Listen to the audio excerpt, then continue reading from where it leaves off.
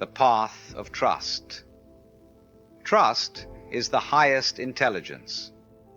Why do people lack trust? It's because they don't trust their own intelligence. They are afraid of being deceived. This fear fuels their doubt. Doubt is born of insecurity and unease with one's own capacity to understand and navigate life. It's a subtle confession. I don't trust myself enough to trust the world. Trust requires intelligence, courage, and a profound integrity. It demands a heart vast enough to step into the unknown. Without enough intelligence, people shield themselves with doubt. They protect themselves from life's unpredictability by hiding behind skepticism. But if you are truly intelligent, you can step into the unknown without fear. You know that even if the entire world you once understood collapses, even if everything familiar disappears, you will adapt. You will create a home in the unknown. Trust is the openness of intelligence, knowing that whatever comes, you can respond to it appropriately. Doubt is a kind of guardrail, a safety net for the timid mind. But true intelligence needs no such barriers. It thrives in openness. Living in the unknown is the hallmark of true intelligence. It is awareness without accumulation. Each moment arises and then vanishes, leaving no trace. Like a child, the intelligent person steps out of each experience unburdened, fresh, and innocent. Don't try to understand life. Live it. Don't try to understand love. Enter it. Only then will you know. And this knowing will not destroy the mystery. It will deepen it. Life is not a puzzle to be solved. To see it as a problem is to misunderstand it entirely. Life is a mystery to be lived, loved, and experienced. The mind that constantly seeks explanations is a fearful mind. It clings to explanations because they offer a false sense of control, a familiarity that calms its trembling. Such a mind wants maps, guides, and rules before it ventures into any new territory. But life does not come with a map. It cannot be mapped. By the time you draft a map, life has already shifted. Life is a dynamic, ever-changing process. Only change is eternal. Only change is constant. Everything else is in flux, rendering maps useless. The mature mind approaches life without questions. It steps into the unknown with courage and fearlessness. To live this way is to flow with the essence of life itself. The world is full of false religiosity, temples, churches, mosques, rituals. Yet how profoundly irreligious the world remains. This paradox exists because most so-called faith is borrowed. People are taught to believe but not to experience.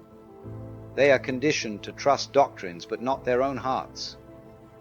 Never believe blindly. If you cannot trust yet, let yourself doubt, for doubt, too, is part of the journey. Eventually, doubt will exhaust itself, and in its wake, the seed of authentic trust will begin to grow. Doubt is a disease of the soul. It unsettles, divides, and perpetuates misery. But doubt cannot endure forever. Sooner or later, you will seek a way out of its shadow. Authentic trust is not cultivated. It is discovered. Cultivated trust becomes mere belief. To discover trust, you must venture inward to the roots of your being. Only then will you encounter the wellspring of genuine trust. Trust requires stepping into the unknown. It calls for immense courage, for it leads you away from tradition and the comfort of the crowd. It is a solitary journey, like crossing an uncharted ocean. You cannot know if another shore exists, but trust compels you to sail regardless. Here lies a timeless story. Once in a village, two beggars lived by the forest, one blind, the other without legs. They were rivals, constantly at odds, vying for the same scraps of charity. But one day the forest caught fire. The legless man said to the blind one, "Let's put our enmity aside. If I climb onto your shoulders, my eyes will guide us, and your legs will carry us. Together we can escape the flames." And so They united, the blind man carrying the legless one, and they survived. This story is not about beggars or burning forests. It is about you. It is about the blind intellect and the sighted heart. The intellect has legs but no vision. The heart has vision but no legs. The heart feels, sees, and understands, but it cannot move. The intellect moves swiftly but is blind to meaning. Together, they form a complete intelligence, an intelligence that both sees and acts. When the intellect surrenders to the guidance of the heart, it becomes wisdom. The unification of heart and mind unlocks life's mysteries. It is in their harmony that the deepest truths are revealed. To trust is to walk uncharted paths, to leave behind the safety of maps and guides. Trust is the bridge that carries you into the unknown. With trust, the intellect and the heart align, creating a wisdom that is both fearless and free. The heart knows how to trust. The intellect knows how to search. Together, they are unstoppable. Intelligence is alive, it is spontaneous, it is open, delicate, and unburdened. It is the courage to move without conclusions. And why do I call it courageous? Because to operate from conclusions is to be protected by them. Conclusions offer you security, safety.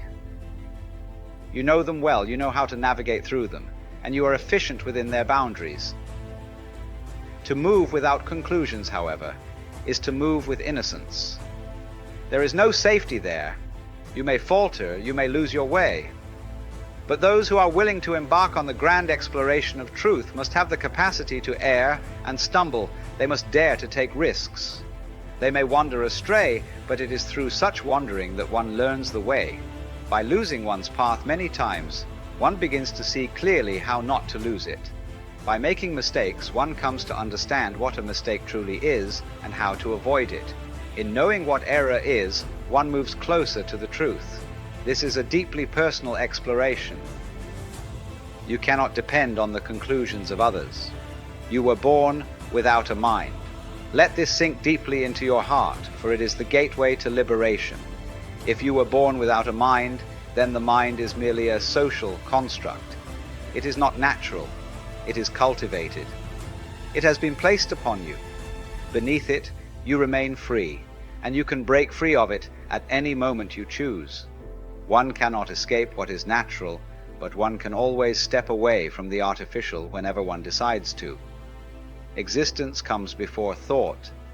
Thus, existence is not a state of the mind. It transcends it. To truly know the fundamental, one must exist, not think.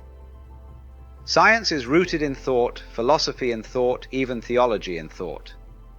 Religion, however, is not thought.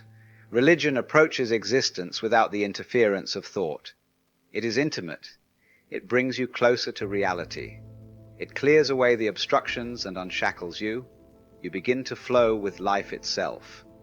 No longer do you feel separate, standing apart as an observer. You no longer think of yourself as a solitary spectator, detached and distant. Instead, you merge, blend, and become one with reality. There emerges a kind of knowing that is beyond what we call knowledge. It resembles love far more than it does intellect. It is so intimate that the word knowledge cannot capture it. Love is a more fitting description. In the evolution of human consciousness, the earliest forms of understanding were a blend of intuition and reason, an interplay of direct perception and structured thought. Over time, this gave rise to philosophy, a realm rooted firmly in thought. From philosophy, science eventually emerged, relying on thought coupled with experimentation. But religion, in its essence, is a state of being beyond thought altogether. Religion and science are two approaches to reality. Science takes an indirect route, while religion is direct. Science meanders. Religion dives straight to the core. Science circles around. Religion dissolves into the center. Thought can only dwell on the known. It can only chew on what has already been chewed. Thought can never be original. How could you think about the unknown? Whatever you manage to think of will still belong to the domain of the known.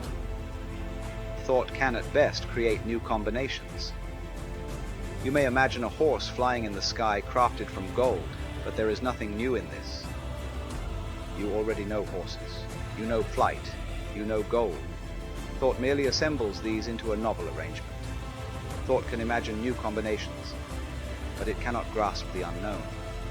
The unknown remains beyond its reach. Thus, thought moves in circles, revisiting the already known, endlessly repeating. It only chews what has already been chewed. Thought is never original.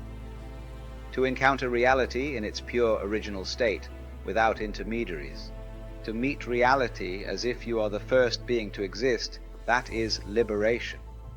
It is the freshness of this encounter that liberates,